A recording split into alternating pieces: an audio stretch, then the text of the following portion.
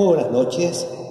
Iniciamos la cuarta sesión de nuestro curso en el nombre del Padre, y del Hijo, y del Espíritu Santo. Amén. Ven, Espíritu Santo, llena los corazones de tus fieles, enciende en ellos el fuego de tu amor. Envía, Señor, tu Espíritu, y todas las cosas serán creadas, y renovarás la faz de la tierra. María, Reina de los Santos, ruega por nosotros. Santa Catalina de Siena, ruega por nosotros. En el nombre del Padre, y del Hijo, y del Espíritu Santo. Amén. Hoy vamos a ver una figura extraordinaria en la historia de la Iglesia, fascinante, quizás no tan conocida, Santa Catalina de Siena. Podemos decir que ella fue una gran mística, tuvo una vida de intimidad con Dios extraordinaria, una mística al servicio de la Iglesia. Brevemente, ¿cuál es el contexto histórico? Desde San Francisco de Asís, a quien vimos la semana pasada, desde su muerte, han pasado como 120 años y el mundo ha cambiado bastante. El siglo XIII fue el esplendor de la Edad Media. Después de San Francisco de Asís, de Santo Domingo Guzmán, las órdenes mendicantes lograron una gran renovación en la vida cristiana del pueblo. Todo el siglo XIV, que es el siglo donde va a vivir Catalina, va a empezar el declive de la Edad Media, lo que se ha llamado el otoño de la Edad Media. Europa, desde la mitad del siglo XIV, va a estar marcada por esa gran guerra entre las dos potencias, Francia e Inglaterra, que va a durar 100 años, la guerra de los 100 años. Un acontecimiento decisivo va a ser la peste negra. Catalina nació el año 1347 y al año siguiente la gran peste negra que asoló Europa, dicen los historiadores, que habría muerto 1/3 de la población de todo el continente europeo. Bueno, esa fecha va a marcar un declive de la Edad Media, ese ocaso, hacia una época muy turbulenta a la que va a tocar vivir a Catalina. Desde el punto de vista social, las ciudades van cobrando cada vez más importancia, se va pasando a una economía ya no feudal, sino con mayor auge del comercio. ¿Y cuál es la situación de la Iglesia en este tiempo? Tampoco va a ser fácil. Bueno, la verdad, nunca ha sido fácil la vida de la Iglesia, pero el siglo XIII, el siglo anterior, como les dije, de alguna manera marcó la cumbre de la cristiandad medieval. El siglo XIV, en cambio, va a ser el declive, un hecho que va a marcar toda esta época, y vamos a ver que va a marcar la vida de Catalina. Van a ser los casi 70 años que los papas estuvieron en la ciudad de Aviñón. Desde comienzo del siglo XIV, por influjo del rey de Francia, los papas se van a establecer en Aviñón, que queda en el sur de Francia, y ustedes pueden ver la imagen hermosa del Palacio de los Papas, que todavía se conserva. Aviñón era una ciudad, un pequeño enclave de los estados pontificios en Francia. Bueno, y ahí, como les decía, bajo influencia del rey de Francia, se va a establecer el Papa. Van a ser 7 papas, casi 70 años, en que el papado va a estar muy dominado por la monarquía francesa y va a ser, en el fondo, causa de muchos males para la vida de la Iglesia. Bueno, más tarde, va a ser hacia el final de la vida Catalina, va a venir el gran cisma de Occidente, lo vamos a explicar eso después. Es una época, como les decía, de decadencia moral en muchos ámbitos eclesiásticos, en el clero, por ejemplo, pero a la vez coexiste con un gran fervor religioso todavía en muchos ambientes de la cristiandad. Pero toda esta crisis, el papado en Aviñón, la decadencia moral de parte del clero, va a suscitar un gran anhelo de reforma. Son muchos los movimientos llamados movimientos espirituales que buscan la reforma de la Iglesia, algunos con mejor espíritu, otros no tanto, algunos caen incluso en la heterodoxia, pero hay un gran anhelo de reforma de la Iglesia. Bueno, en este contexto aparece la figura de Santa Catalina. Santa Catalina nació en la ciudad de Siena. Siena queda en la Toscana, en el centro norte de Italia. Siena fue la eterna rival de Florencia. Hasta la peste negra, cuando Catalina tenía 1 año, Siena conoció una gran prosperidad. Era la ciudad del comercio, surgieron bancos, la industria textil, un gran auge artístico que hoy día todavía los turistas pueden admirarnos, una verdadera joya la ciudad de Siena. Pero la peste del año 1348 va a marcar el declive, va a morir al menos la mitad de la población y la segunda mitad del siglo XIV va a ser una época muy turbulenta, una ciudad empobrecida, mucha violencia entre facciones, familias, distintos intentos políticos, guerras también contra ciudades vecinas. Bueno, en este contexto nace el año 1347 Catalina. Fue la hija número 23 de 25 hijos que tuvieron sus padres, Jacobo y Lapa. Imagínense, 25 hijos del mismo matrimonio. Bueno, parece ser que muchos fueron gemelos, mellizos. Era una familia, podríamos decir, de baja burguesía.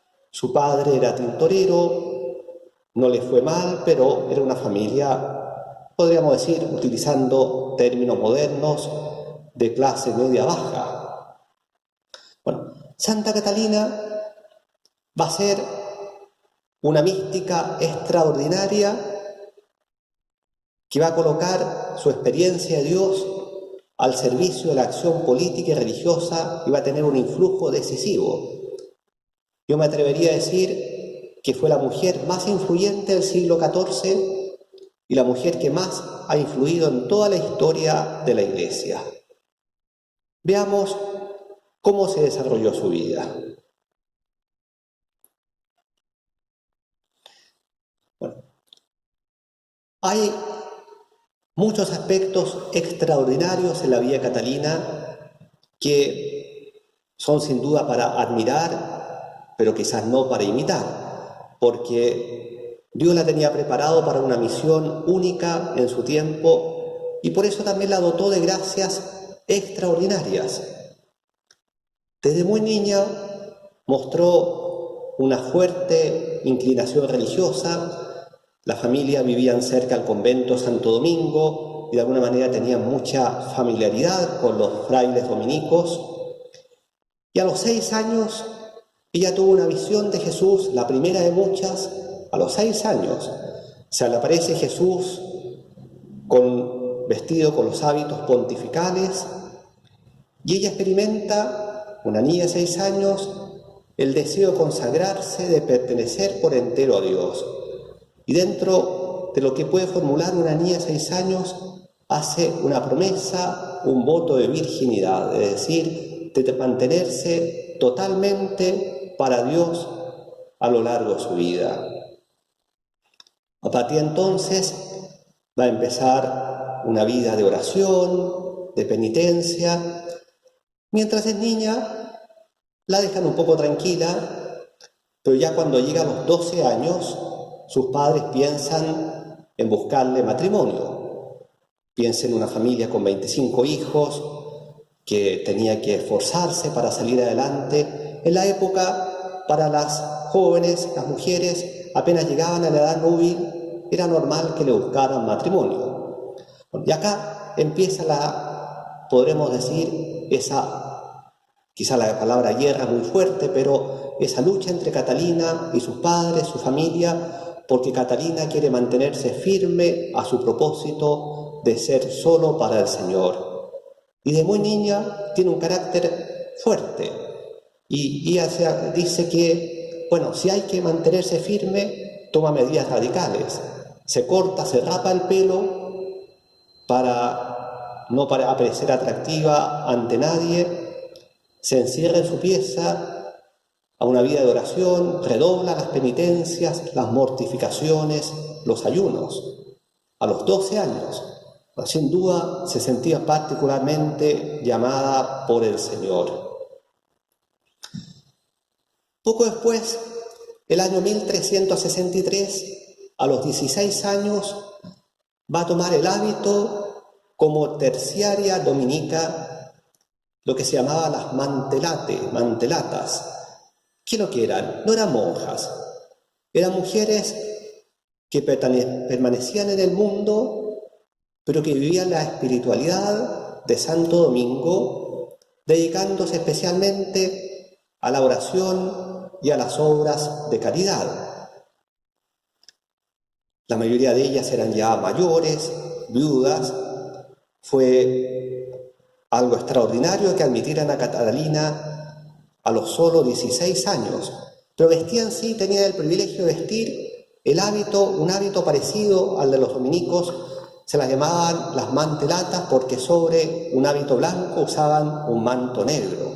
Bueno, Catalina a los 16 años le costó obtener la autorización de sus padres, pero finalmente, especialmente su padre, viendo la tenacidad de Catalina en sus propósitos, también interviene un fraile dominico que tiene una inspiración divina. Bueno, la admiten, le dan el permiso, ceden definitivamente a sus padres y ella empieza a llevar una vida ya como consagrada, podríamos decir, pero en su corazón, permaneciendo en su casa. Durante 3 años va a vivir encerrada en la pieza de su casa. Ahí podemos ver una imagen, todavía uno puede visitar, la casa hoy día está transformada en santuario, se puede visitar su pieza. Podemos decir que es la vida oculta de Catalina, dedicada a la oración, a la penitencia. Llega un momento en que va a ser atormentada por muy fuertes tentaciones tremendas. La oscuridad también, la oscuridad de la fe. Y llega un momento, ella tiene una visión de Jesús, y ella le pregunta a Jesús: Señor, ¿dónde estabas, esposo de mi corazón, cuando era tan duramente tentada? Parece que las tentaciones que padeció fueron tremendas, las peores tentaciones, la oscuridad total. Y escuchó la voz de Jesús que le decía: estaba dentro de tu corazón, ayudándote a vencer. Hermosa respuesta, ¿no? Y que también nos puede servir tanto, ¿no? Cuando nos sintamos tentados, cuando veamos todo oscuro, a veces tenemos la tentación de pensar que Dios nos ha abandonado. No, el Señor está ahí muy dentro de nosotros si no nos soltamos de su mano, dándonos la gracia para resistir a la tentación. Esta oscuridad, esta gran tentación, en el fondo fue la prueba final que fue preparando a Catalina para la gracia del matrimonio espiritual, lo que se ha llamado el esposorio místico, el año 1366, a los 19 años. Ella misma lo cuenta, que estando en oración, viene Jesús a su presencia con la Santísima Virgen, algunos santos, y la Virgen le toma su mano y Jesús le coloca el anillo de esposa. Y escuchó estas palabras de Jesús: yo, tu Creador y Salvador, me caso contigo en la fe que conservarás siempre pura hasta que celebres conmigo en el cielo las nupcias eternas. En adelante, hija, actúa virilmente, sin titubeos, todo lo que la providencia te presente. Es el matrimonio espiritual. De una vez para siempre, ya a los 6 años había hecho ese voto privado de virginidad. De una vez para siempre, Jesús la desposa. Y fíjense en las palabras finales que le dice Jesús: en adelante, actúa virilmente. Vamos a ver lo que eso va a significar. todo lo que la providencia te presente. Es decir, el Señor la está preparando para su misión. Por eso le decía, estamos todavía en el periodo de la vida oculta, Catalina, preparando esa misión pública que va a tener en el mundo, la sociedad, en la iglesia de su tiempo. Al año siguiente, el año 1370, numerosos éxtasis, y tiene también otro fenómeno llamado la muerte mística, en que quedó como muerta en el cuerpo, tan fuerte fue ese éxtasis que la arrebató, y ella va a ser transportada, va a mirar, va a ver la gloria de los santos, las penas del purgatorio, del infierno. Se produce también el fenómeno del intercambio de corazones. Jesús le da su corazón, le pide a cambio el suyo. Bueno, esta experiencia va a marcar el comienzo de su vida pública. Ahora entiende Catalina, después de la visión que ha tenido del cielo, el infierno, que ella tiene una misión que cumplir en su tiempo. Y va a dejar esa vida solitaria. Recordemos, hasta entonces vivía encerrada en su celda, en su casa. Va a dejar esa vida solitaria para empezar una intensa vida apostólica. Comienza socorriendo a pobres y enfermos. Y acá empieza ya una vida extraordinaria, una extraordinaria actividad apostólica. Se prodiga con los pobres, con los enfermos. Poco después viene una segunda ola de la peste, esa peste negra que había azotado Europa cuando ya tenía un año. Vuelve una segunda ola. Cuenta las crónicas de la época que ella estaba allá al lado de los moribundos, los confortaba, los cuidaba, limpiaba sus heridas, los preparaba para la muerte, les infundía confianza. Poco a poco también su fama va trascendiendo. Empiezan personas a acercarse en torno a ella y ella las exhorta a la conversión, la vuelta a Dios. Empieza a predicar. Imagínense, una mujer joven, 20 años, empieza a predicar en las plazas. Mucha gente la escucha y exhorta especialmente a la paz, a la reconciliación. Como yo les dije hace poco, era una época muy turbulenta, marcada por muchos conflictos, y ella se propone ser instrumento de la paz de Cristo, de la reconciliación, del perdón. Produce conversiones admirables. Hay milagros verdaderos en su vida. En fin, es una actividad extraordinaria. Hay muchos ejemplos que se podrían contar. Hay un famoso criminal de la época que fue condenado a muerte. Ella se propone convertirlo, se acerca a él antes de que reciba la pena de muerte, lo logra convertir, logra que se confiese, y ella le promete que lo acompañará hasta el momento mismo en que el cadalso, su cabeza será cortada. Y es ella la que recibe con sus propias manos la cabeza de este condenado a muerte, pero que pudo morir en paz, convertido a Dios. Bueno, en torno a Catalina empieza a reunirse mucha gente y atrae a personas muy diversas, desde los más pobres, artesanos, hasta nobles, aristócratas, religiosos, sacerdotes. Todo un círculo de personas se van uniendo en torno a ella, que conforman una verdadera familia espiritual. Lo llamaban de una manera casi jocosa la Brigada de Catalina, y ella era la madre, como la madre espiritual de todo este grupo. Probablemente eran las más jóvenes, pero ejerció una verdadera maternidad espiritual sobre todo este grupo. Acá hay un aspecto muy bonito de la misión de Catalina, y que de alguna manera es una misión que han tenido muchas mujeres a lo largo de la Iglesia, con su vida santa, con su oración, pero también a veces con su palabra, con su consejo, esa maternidad espiritual sobre las almas. Tanto así que la llamaban la mama, ¿no? La madre porque las ayudaba en el camino de la fe. Muchos sacerdotes estaban en torno a ella y a la medida que la actividad de Catalina se fue haciendo más intensa, estos sacerdotes no paraban de trabajar porque con las exhortaciones de Catalina lograba muchas conversiones y los llevaba a confesarse, y los sacerdotes los tenían que escuchar en confesión. Como vemos entonces, una actividad extraordinaria que muy pronto fue trascendiendo los muros de la ciudad de Siena, empezó a viajar por otras ciudades de Italia, siempre con el mismo mensaje, el mensaje de la conversión, de volver a Dios, de hacer penitencia, de reconciliación, de hacer la paz entre familias, facciones, ciudades, estados. La fama catalina empezó a llegar a las más altas autoridades de la Iglesia.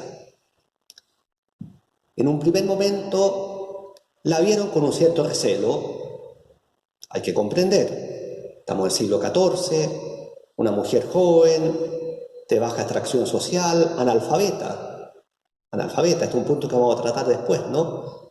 Y que con toda esta actividad asombrosa, entonces va a ser examinada por una comisión de dominicos, y los dominicos le van a asignar un sacerdote muy sabio, Fray Raimundo de Capua, cuya imagen vemos acá, se lo van a asignar como su director, su confesor. Pero curiosamente se lo van a asignar como director, pero muy pronto va a pasar a ser también un hijo más espiritual de Catalina. Catalina, cuando se dirigía a él, lo llamaba mi padre y mi hijo. Bueno, él después va a ser decisivo en la vida de Catalina porque, vamos a ver, va a escribir a la muerte de Catalina una biografía muy completa, muy documentada sobre su vida, y después va a llegar a ser general de la orden dominicana. El año 1375, estando en oración en una iglesia de Pisa, va a recibir las estigmas, las marcas de la pasión. No van a ser visibles como en el caso de San Francisco, van a ser invisibles, pero sí le van a doler igual. ¿Cómo entender las estigmas en Catalina y en todos los estigmatizados? Es casi la culminación de ese proceso de identificación con Jesús. Catalina, vimos, era la esposa de Cristo. Jesús incluso le había dado el anillo de esposa. Y ella buscó identificarse de tal manera con su esposo que recibió el don de llevar, aunque sea de modo no visible al exterior, las marcas de la pasión. El año 1377 sucede otro hecho extraordinario. Ella era analfabeta, como la mayoría de las mujeres de la época, y Jesús mismo le enseña a escribir.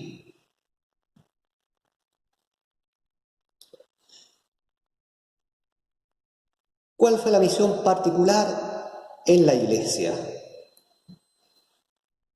En la Iglesia, bueno, su primera misión es la misión de santidad, de conversión de los corazones, pero va a tener un influjo decisivo para que el Papa pueda volver de la ciudad de Aviñón a Roma, que era su sede de siempre.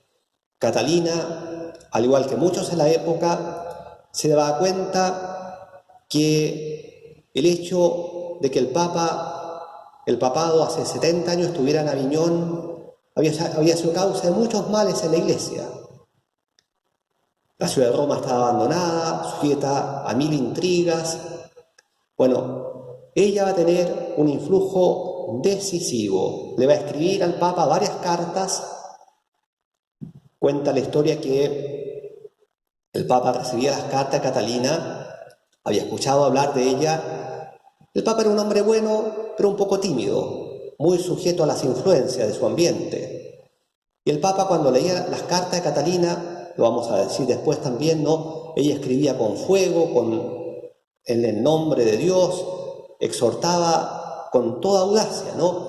Entonces el Papa parece ser que cuando recibía las cartas de Catalina encontraba un poco excesivo esta joven analfabeta que le escribiera en esos términos, pero la va a recibir en Aviñón. Catalina viaja a Aviñón, ahí podemos ver un grabado, ¿no? Y cuando se encuentra con el Papa, le dice lo siguiente, le dice: Santo Padre, cumpla con la promesa que usted le hizo a Dios. ¿Cuál era esa promesa? El Papa Gregorio XI, cuando había sido elegido Papa, algunos años antes, había hecho una promesa secreta en su corazón a Dios de volver a Roma. No se lo había hecho a nadie. Catalina se lo recuerda. Catalina, como lo supo, por inspiración de Dios solamente. El Papa quedó tan impresionado que va a ceder y se va a convencer de que tras esta mujer está la llamada de Dios. Uno puede leer las cartas que escribe Catalina al Papa con la fuerza con que le escribe. Le dice, por ejemplo: miedo solo tiene el que ama más su propia gloria que la gloria de Dios. En fondo, Catalina le pide dos cosas al Papa. Una, que vuelva a Roma, que es la sede de siempre del Papa. Y la segunda, la reforma de la Iglesia. Y se lo dice también con términos fuertes. Le dice: sea viril, sea fuerte. Hay que extirpar del jardín de la Iglesia tantas flores podridas.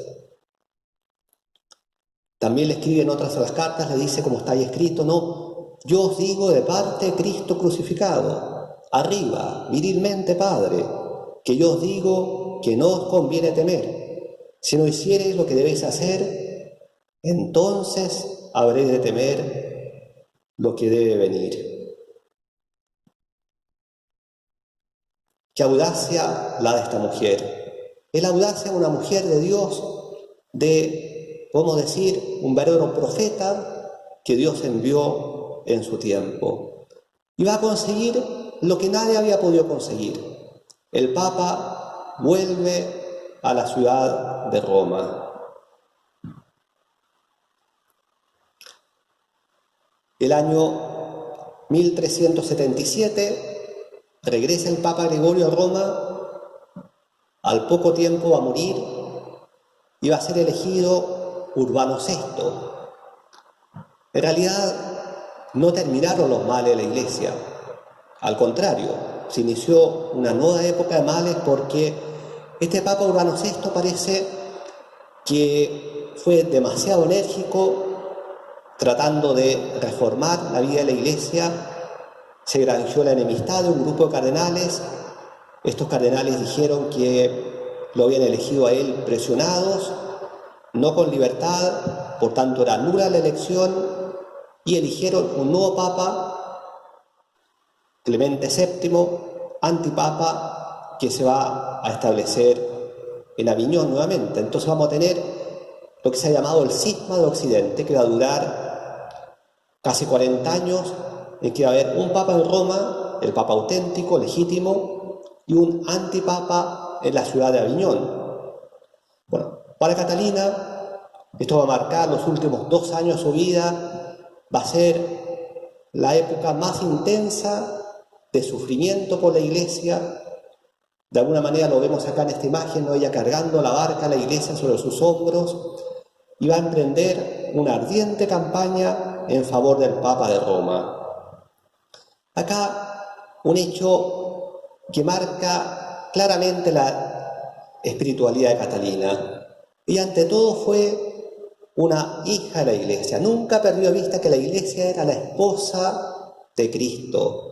La esposa que era santa por los méritos de Cristo, aun cuando al interior de ella hubiera mucho pecado y mucha corrupción. Y para ella el Papa era el dulce Cristo en la tierra. En una parte de sus escritos dice: aunque el Papa fuera un demonio encarnado, yo lo respeto, lo venero, porque hace las veces de Cristo en la tierra. Estos últimos 2 años, Catalina se instala en la ciudad de Roma, reza, sufre, hace penitencia y finalmente va a morir el año 1380 a los 33 años de vida. Y ella va a escribir: la única causa de mi muerte es el celo por la Iglesia que me devora y consume. Acepta, Señor, el sacrificio de mi vida por el cuerpo místico de la Santa Iglesia.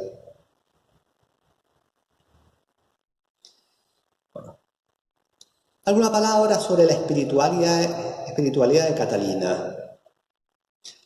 Por un lado, el principio de toda su espiritualidad está en el conocimiento de sí misma y en el conocimiento de Dios.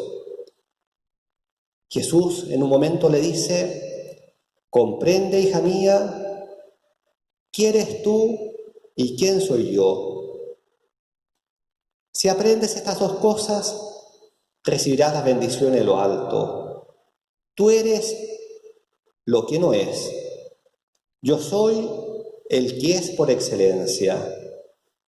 Si tu espíritu se penetra profundamente esta verdad, el enemigo no podrá engañarte, evitarás todas sus acechanzas. Nunca consentirás en hacer algo que sea contra mis mandamientos y adquirirás sin dificultad la gracia, la verdad y la paz. Esto es fundamental. De acá brota todo. ¿Quién soy yo? ¿Quién eres tú, Señor? Yo soy el que no es, tú eres el que eres. Es decir, esa profunda humildad de saberse criatura. Todos los males provienen de esa soberbia rebeldía del hombre contra Dios. Luego, otro aspecto muy bonito de la doctrina espiritual de Catalina, la celda interior. Durante su vida oculta, como la he llamado, su celda estaba en su casa. Pero después empieza la actividad pública de Catalina, empieza a viajar por Italia, llega a Aviñón, al sur de Francia. Pero ella dice que donde fuera llevaba esa celda interior en su corazón. Ahí nadie podía entrar. Ella estaba a solas con su Señor, a solas con Dios. Qué bonito eso para nosotros. Podremos hacer muchas cosas, el trabajo, actividades de todo tipo, la vida de familia, pero nunca olvidar que si queremos, podemos tener una celda interior en nuestro corazón, donde nos encontramos a solas con Dios.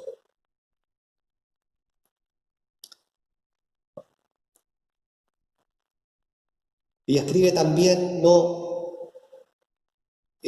su obra más famosa, no es que ella escribiera, ella aprendió a escribir al final de su vida. Ella dictaba y tenía secretarios que anotaban lo que iba escribiendo.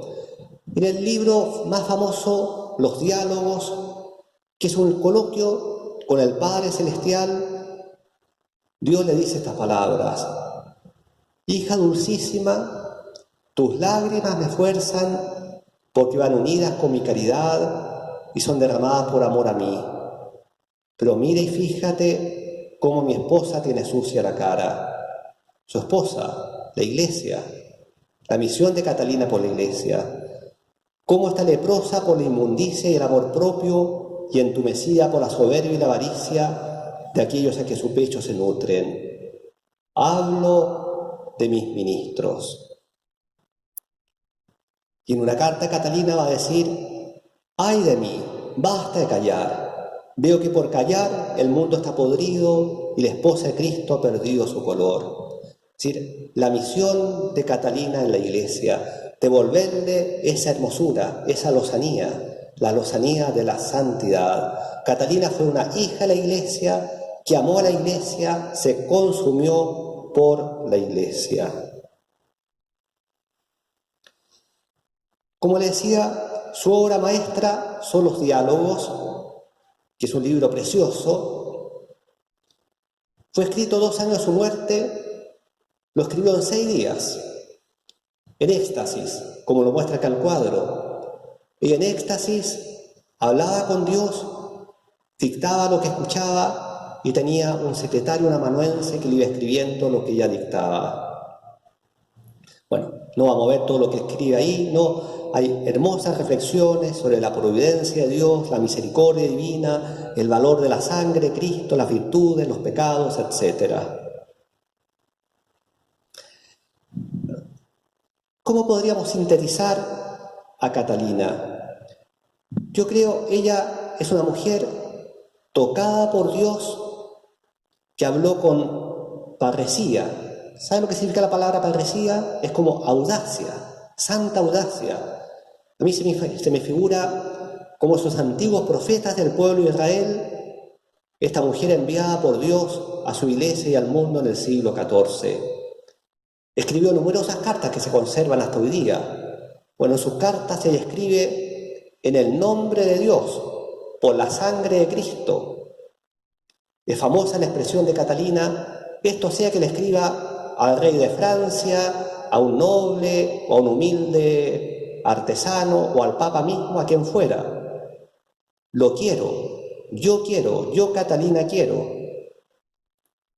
Ahí también se conservan oraciones de Catalina. En un momento ella le dice al Señor, con santa audacia podríamos decir, lo quiero yo, te lo pide Catalina. Bueno, podríamos decir tanto más de Catalina, ¿no? Es una mujer extraordinaria.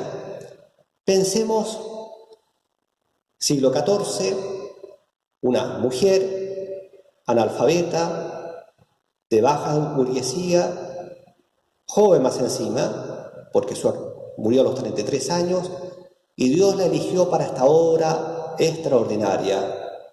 El mismo Jesús le dijo en cierta ocasión, yo elijo lo más débil, es decir, tú, Catalina, para confundir la soberbia de los fuertes. En la vida de Catalina hay muchas cosas extraordinarias que no he nombrado. Por ejemplo, durante años, y esto está documentado por muchos testigos de la época, durante años se alimentó solo de la Sagrada Comunión, nada más. Uno dice, imposible, ¿no? Está documentado. No es para imitar esto, sin duda que no. O sea, es una gracia extraordinaria por la misión que Dios le confió en su tiempo. Ella llegó a decir expresiones tan fuertes como quisiera que mi cuerpo fuera tapiado en la puerta del infierno para evitar la condenación de tantas almas. Catalina murió a los 33 años. Fue canonizada algunos años después, en 1461. El Papa Pablo VI la nombró doctora de la Iglesia en 1970, una mujer analfabeta, que sus obras las dictaba. Al final de su vida Jesús le enseñó a escribir. Doctora de la Iglesia, copatrona de Europa. Está enterrada en la ciudad de Roma, en la iglesia Santa María sopra Minerva. Acá hay una imagen de su sepulcro, muy hermosa la iglesia, el sepulcro es una joya. Bueno, una mujer extraordinaria. Gloria al Padre, y al Hijo, y al Espíritu Santo, como era en el principio, ahora y siempre, por los siglos de los siglos. Amén.